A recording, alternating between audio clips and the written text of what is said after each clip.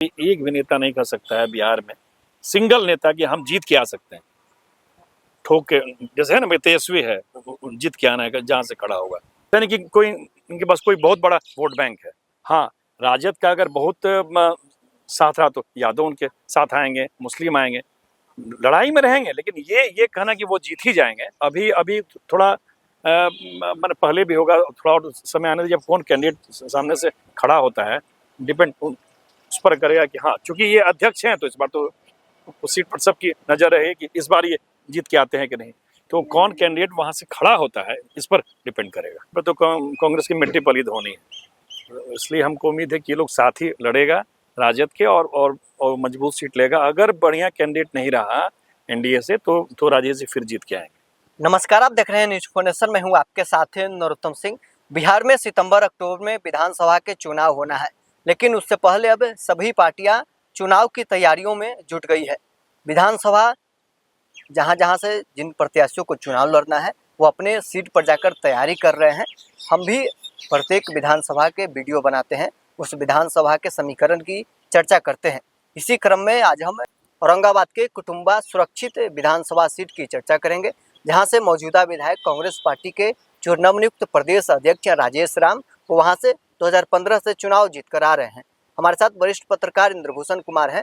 राजेश राम की सीट कुटुंबा है औरंगाबाद जिले में, वहाँ के 2025 में जातीय समीकरण क्या है, 15 से वो चुनाव जीतते आ रहे हैं। देखिए क्या है कि सार्वजनिक रूप से जदयू के जो नेता हैं अशोक चौधरी, जो पहले कांग्रेस के अध्यक्ष थे, वो कह चुके हैं कि राजेश राम को जिताने के लिए उन्होंने कमजोर कैंडिडेट दिलवाया था। आप समझ सकते हैं कि राजेश राम की क्या स्थिति है। अशोक चौधरी उस समय कांग्रेस के अध्यक्ष थे 15 में, तो आप समझ सकते हैं कि राजेश राम को जितवाने के लिए कैसे कैसे उन्होंने मैनेज किया और विरोधी पार्टियों से हमसे बात करके कमजोर कैंडिडेट वहाँ दिलवाया, जदयू से खड़ा करवाया ताकि कमजोर वो जीत जाए। राजेश राम के पिताजी मंत्री थे, कांग्रेस के पुराने कांग्रेसी हैं, राजेश राम भी कांग्रेसी हैं, लेकिन राजेश राम में वो कुव्वत नहीं है कि मतलब अपने दम पर वो जीत के आ सके। जो पहला चुनाव हुआ परिसीमन के बाद 10 के चुनाव में वो हार चुके हैं, जदयू के कैंडिडेट से ललन 8,000 लगभग वोट उनको प्राप्त हुआ, हार चुके हैं। 15 को तो अशोक चौधरी दावा कर रहे हैं कि हम ही जितवाए हैं, 20 के चुनाव में वो जीत के आए हैं। ठीक है, अभी प्रदेश अध्यक्ष हैं और राहुल गांधी की जो नई पॉलिसी है बीसी ओबीसी दलित, वो दलित को आगे कर रहे हैं, उसी राहुल गांधी की पॉलिसी में राजेश राम जी को अध्यक्ष बनाया गया है। अभी घूम भी रहे हैं, लेकिन आप देख रहे होंगे तो अभी जो पहले अध्यक्ष थे अखिलेश जी, उनके बाद दोनों के समय राहुल जी का कैसे अभिनंदन हो रहा है, क्या हो रहा है। तो इनके पास व्यक्ति भी नहीं है, आदमी भी नहीं है, कमजोर आदमी है, लेकिन ठीक है, पार्टी उनको जब बनाई है तो लड़ेंगे। तो जब अध्यक्ष हैं तो लड़ना तो तय है, लड़ेंगे ही, लेकिन इस बार वो पहले वाली स्थिति नहीं रहेगी। अशोक चौधरी का आप जिक्र कर रहे हैं, अशोक चौधरी कह रहे हैं 15 में हमने जो सामने वाले जो प्रतिद्वंदी थे उनसे बात कर कमजोर कैंडिडेट दिलवाया। जीतनराम मांझी के बेटे जो अभी हम के राष्ट्रीय अध्यक्ष है संतोष सुमन, वो उम्मीदवार थे, क्या वो कमजोर उम्मीदवार थे? संतोष उनको हराने के लिए, संतोष सुमन को हराने के लिए उन्होंने जदयू से खड़ा करवा दिया था वहाँ। अच्छा, जेडीयू से वो जदयू से खड़ा करवा दिया था, क्योंकि उसमें तो अलग अलग था, जदयू अलग था, भाजपा अलग था, तो जदयू से उन्होंने बात करके कमजोर कैंडिडेट खड़ा करवा दिया ताकि वो वोट काट ले संतोष सुमन का और राजेश जी जीत जाए। ये है तो वहाँ लड़ाई त्रिकोणीय होगी। हाँ, त्रिकोणीय उन्होंने कर दिया था। तो उनका कहना है कि वो राजेश जी क्या करेंगे जिनको हम पहली बार एमएलए बनवाए, ये उनका कहना है। अशोक चौधरी राजेश राम को पहली बार एमएलए बनाए, उनका वक्तव्य सामने आ गया है। 15 चुनाव की चर्चा हो रही है, तो 15 चुनाव में किस उम्मीदवार को कितने वोट आया था इसका जानकारी दे देते हैं। राजेश राम चुनाव जीते थे, पहली बार विधायक बने थे, 51,303 वोट आया था और उनके निकटतम प्रतिद्वंदित हिंदुस्तानी अवाम मोर्चा से संतोष सुमन जीतनराम मांझी के बेटे हैं, 41,205 वोट इनको मिला था। 10,058 वोट से पहली बार राजेश राम विधायक बने। जी, तो 2 बार से एमएलए हैं।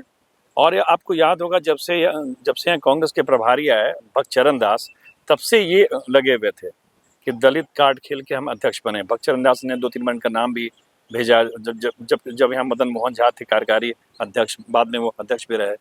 ये लगातार लगे हुए थे, लेकिन बन नहीं पाए। बीच में अखिलेश जी बन गए, फिर कांग्रेस की पॉलिसी बदली कि अब दलित को आगे करना है, तो दलित कोटे से फिर ये अध्यक्ष हो गए हैं।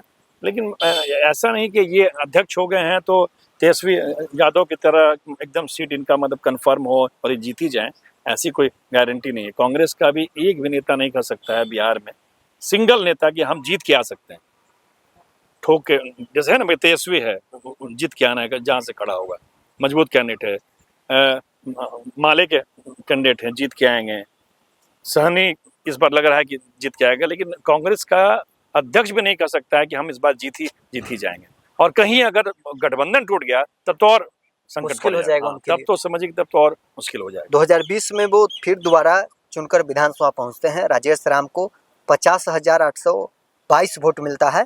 वहीं उनके निकटतम प्रतिद्वंदित एक बार फिर जीताराम मांझी की पार्टी हिंदुस्तानी अवाम मोर्चा से श्रवण भुइयां है, जिनको 34,169 वोट मिलता है। 16,653 वोट से दोबारा विधायक बनते हैं। 15 में 10,000 और 20 में 16,000 का उम्मीदवार कमजोर हुआ, अपरूपी इनका वोट प्रतिशत बढ़ गया। देखिए, पिता इनके एमएलए हुआ करते थे उसी जिले से, औरंगाबाद जिले से। तब नाम कुछ और हुआ करता था। ये तो कुटुंबा क्षेत्र बना है परिसीमन के बाद 2009 में। 10 से ये क्षेत्र है, 10, 15, 20 3 चुनाव हुआ, तो एक बार जदयू जीता और 2 बार ये जीते हैं।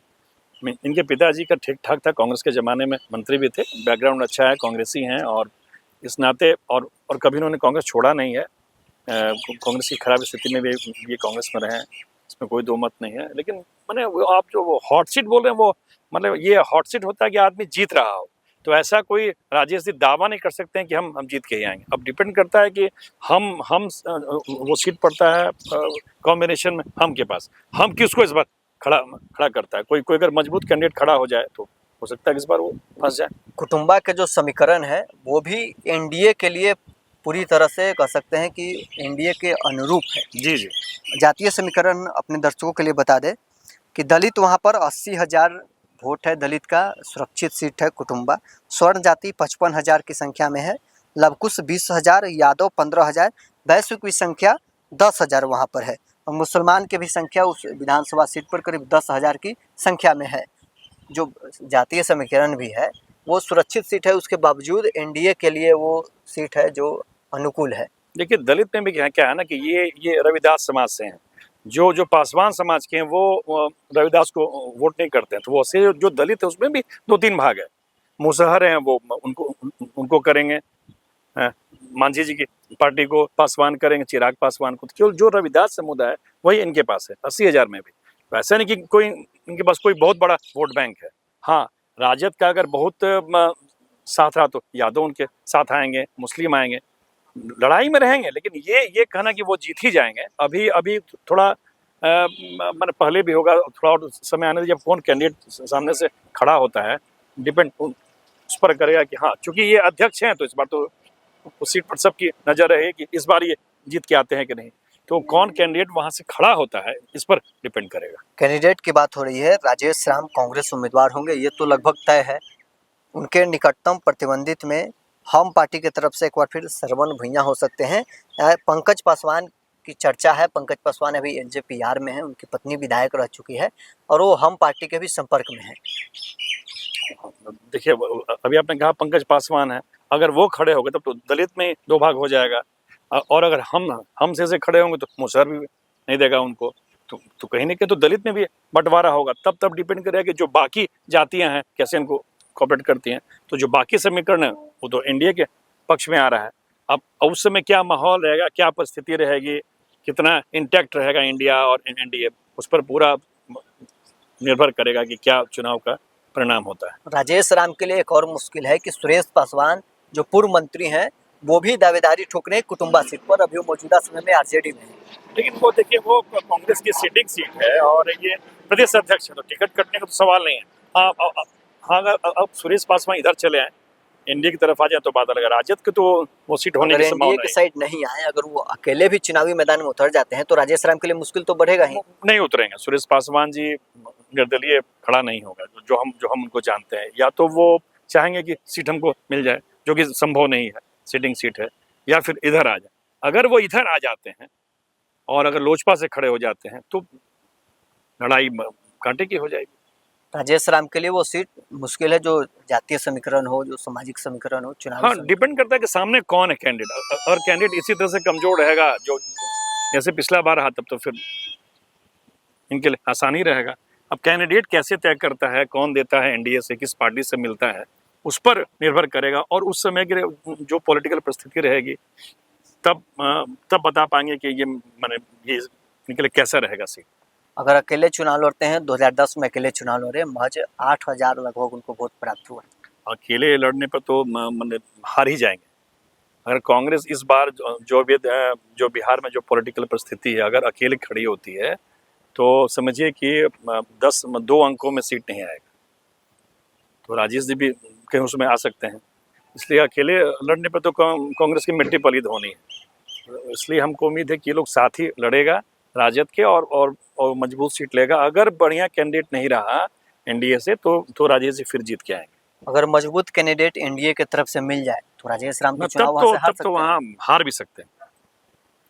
तो चलिए, वरिष्ठ पत्रकार इंद्रभूषण कुमार हमारे साथ थे। हमने इस वीडियो में कुटुंबा सुरक्षित सीट औरंगाबाद जिले के जो है उसकी चर्चा की है। कुटुंबा सीट का क्या है, राजनीतिक समीकरण क्या है, जातीय समीकरण क्या है, मौजूदा समय में वहाँ के विधायक कांग्रेस पार्टी के प्रदेश अध्यक्ष राजेश राम हैं। राजेश राम फिर से चुनाव जीतकर आते हैं या कोई एनडीए की तरफ से मजबूत उम्मीदवार मिलता है तो उनकी मुश्किल भी बढ़ सकती है। सारी पहलुओं को हमने इस वीडियो में चर्चा की है। बलहार स्कूल में इतना ही। आप बने रहे न्यूज़ 24 के साथ।